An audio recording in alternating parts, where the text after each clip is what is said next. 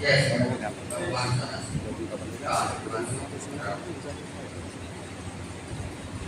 साथियों, आज हम जो है ये प्रेस कॉन्फ्रेंस बुलाई गई है। बहुत से लोगों का यहाँ पर थोड़ा सा मैं क्लियर कर देना चाहता हूँ। उनका मत है कि ये आप इतने सारे लोग हमने सिर्फ 40-50 मीडिया और अपने साथियों को भी आमंत्रित यहाँ पर किया। आज हमारे सोम महायज्ञ वेद रामायण कथा के बारे में बताने के लिए ये थोड़ा सा चर्चा है, क्योंकि अधिकतर लोगों के मन में जिज्ञासा है कि सोम यज्ञ होता क्या है। आप सब तो लोग इसको ये सोचते हैं कि जैसे कि 108 कुंडे यज्ञ हो गया तो ऐसा ही होगा और ऐसे ही यज्ञ होगा, ऐसे ही नहीं। यह सबसे अलग है, इसके नियम भी बहुत सबसे ही अलग है।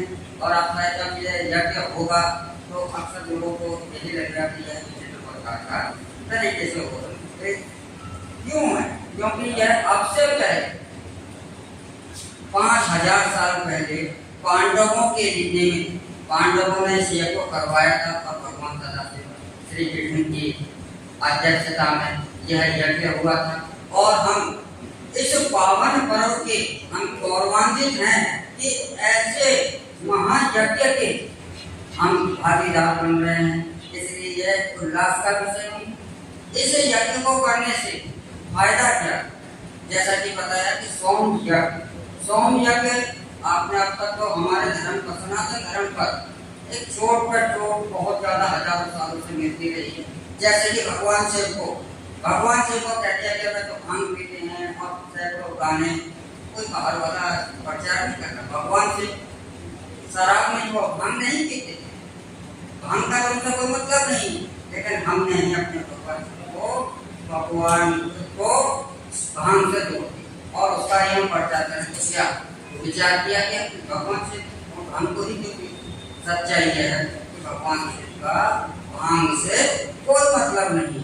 भगवान से जब समाधि में होते हैं तो देवता जब उनका समाधि से जब तंद्रा से बाहर आते हैं तो लोक में देवता लोग क्यों है, यह सोम रस का निर्माण करते रखते हैं और भगवान शिव को सोम रस पीने के लिए उपलब्ध कराते हैं। और जब भगवान शिव सोम रस को पीने के बाद अपने आप में मस्त हो जाते हैं अपने आप। इसी प्रकार से जो सोम रस है, सोम रस अरे भाषा में प्रचार कर दिया गया कि सोम रस का मतलब शराब है। अरे लोग तो शराब पीते हैं, वो भी तो सोम रस पीते हैं। हमने क्या किसी बाहर के वाले व्यक्ति ने सोम रस को शराब बताया? नहीं, प्रचार कौन कर रहा है? हम कर रहे हैं।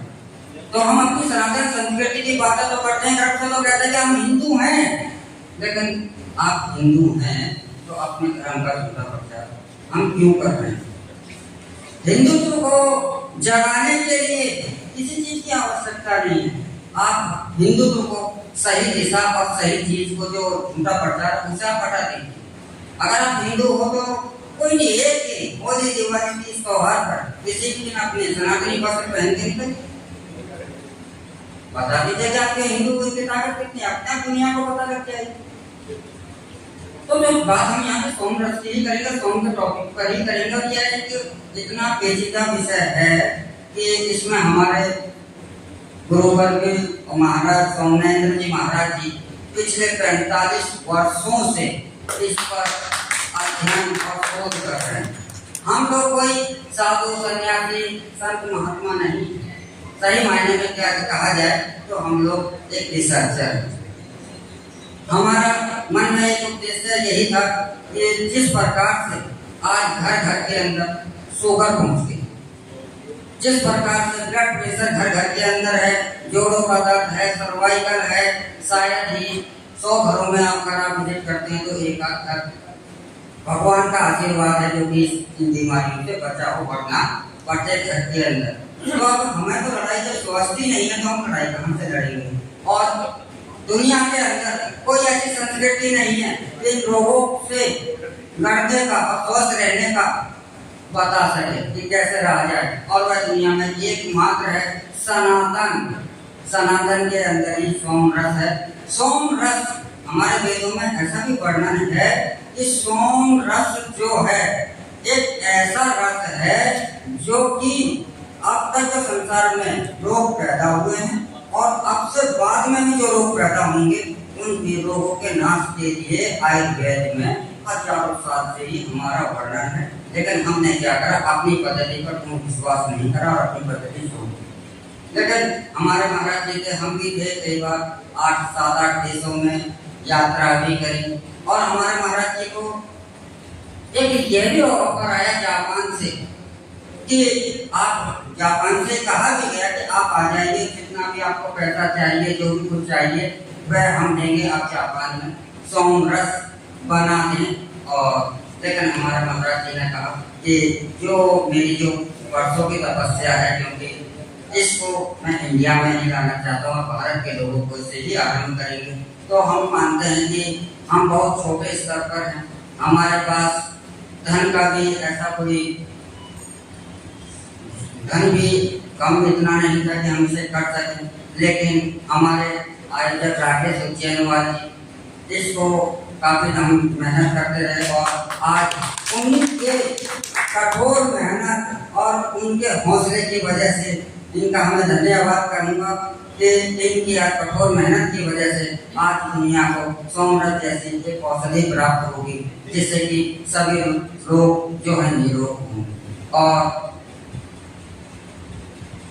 हमारे अन्य साथी हैं राष्ट्रवाद ठाकुर शैलेंद्र सिंह, जिनसे हम आपस में शायद हमारा दिन में 2-4 बार तो झगड़ा आकर लड़ना देना, तो हम शायद ऐसा लगता है कि जैसे कि हमारा दिन ना हो, लेकिन हम कभी अलग नहीं होते, हम सदैव एक ही रहते हैं। क्योंकि हम अपना एक उद्देश्य है, हमारे मन में एक भाव है कि प्रत्येक प्राणी, चाहे वो अमीर में रहे चाहे गरीबी में रहे, लेकिन वो अस्पताल के बिस्तर पर ना, बस ऐसा भाव है। और इसी भाव को लेकर हम चले गए और चलते चलते लोग आते गए और कारवा बन गया।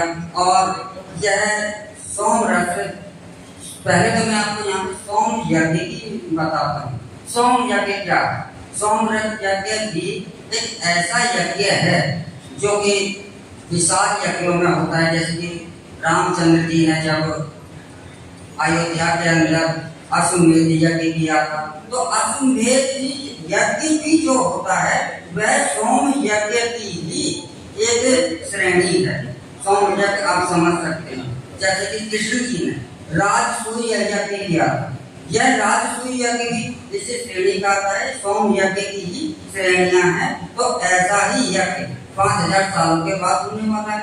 और इस यज्ञ में बहुत सारी विशेषताएं होती है कि बहुत सारे नियम अलग होते हैं और बहुत सारा मुख्य जो औषधि होती है, जो इसकी मुख्य जो आहुति होती है, जैसे कि आप यज्ञ करते हैं, आप जितना भी बड़ा यज्ञ करते हैं, हवन सामग्री जो हम बना लेते हैं औषधियों की, वही स्वाहा के रूप में स्वाहा करते हैं। लेकिन सोम यज्ञ में इसकी मुख्य हव्य जो है वह है सोमरस। क्यों है सोमरस?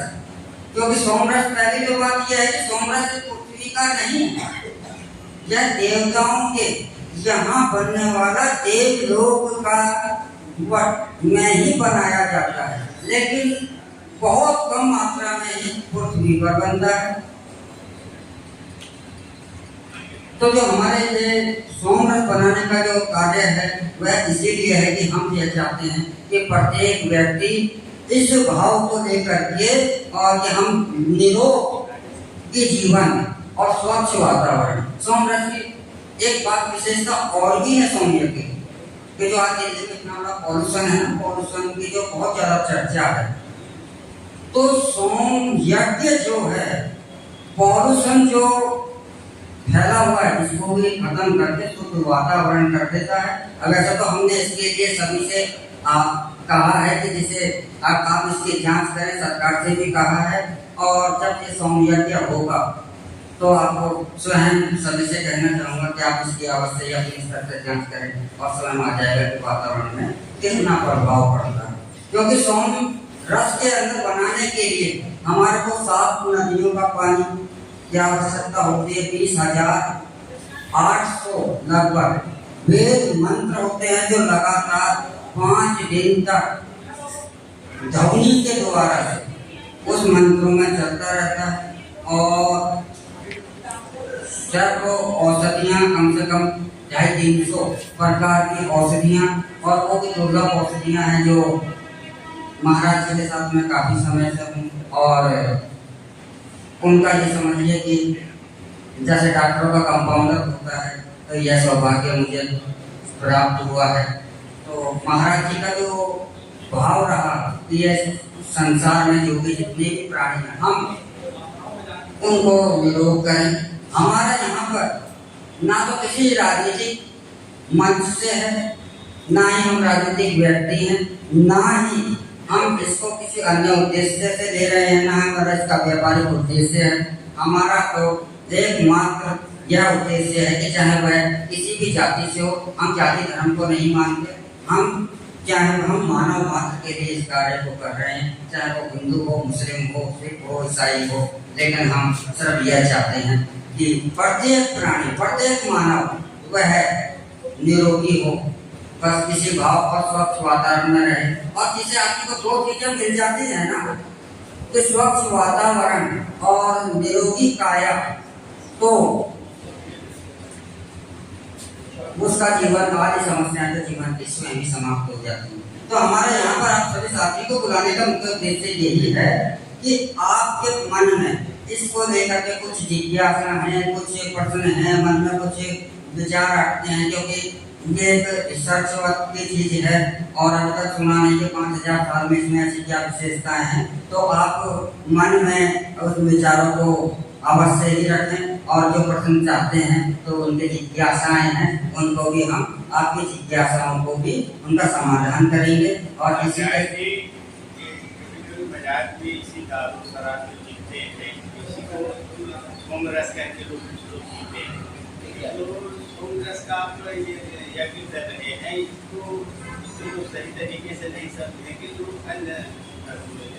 देखिए, हमारी संस्कृति पर जो है ना आघात हुआ है, वह शारीरिक रूप से नहीं हुआ। शारीरिक रूप से तो हम दिखाई देता है, उस पर हम अक्सर चर्चा करते हैं, लेकिन जो सबसे बड़ा आघात जो हुआ है वह हमारे मानसिक रूप से हुआ।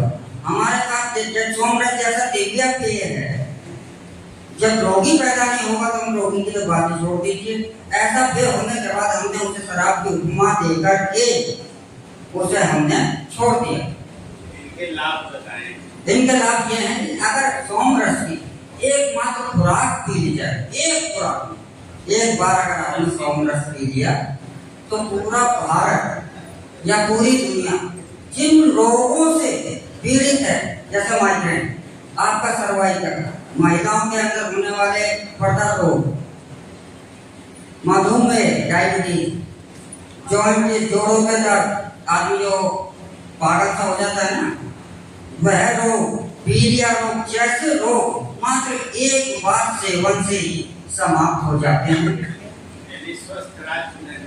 सोमरस का मतलब, सोम कहा जाता है भगवान शिव को, और सोम कहा जाता है चंद्र को, यानी कि शीतल करने वाला।